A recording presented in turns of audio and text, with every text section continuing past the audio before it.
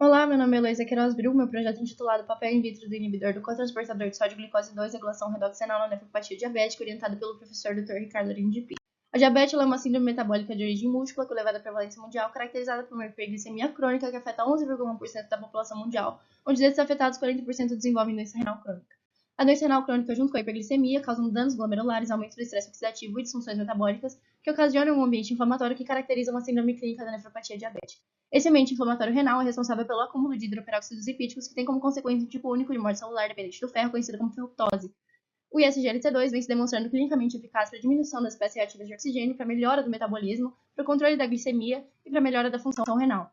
Assim, o objetivo do trabalho é avaliar os efeitos in vitro do ISGLT2 sobre as alterações redox relacionadas à ferroptose em células renais embrionárias. As células REC293 foram então cultivadas com meio DMEM, com 10% de soro fetal bovino e 1% de antibiótico, e mantidas em uma estufa a 37 graus Celsius com 5% de CO2.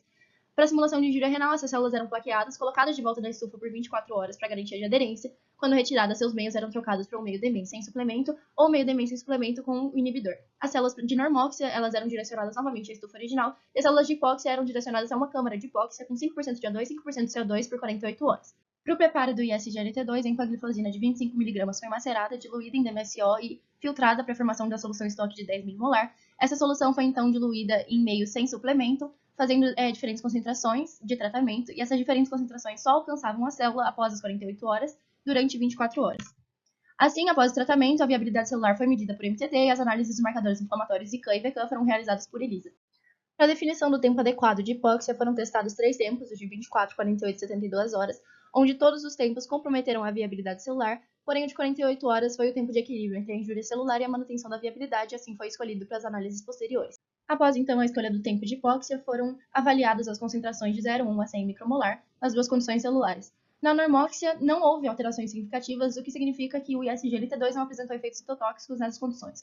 Já na hipóxia, todas apresentaram um efeito benéfico em primeira instância, porém o tempo de 24 horas provavelmente foi insuficiente para mostrar o real potencial dos tratamentos, considerando que a de 100 micromolar foi a menos eficaz. Na análise dos dois dados, utilizando a normóxia como 100%, é possível observar que na concentração de 50 micromolar houve uma queda na viabilidade celular que foi agravada na concentração de 100 micromolar.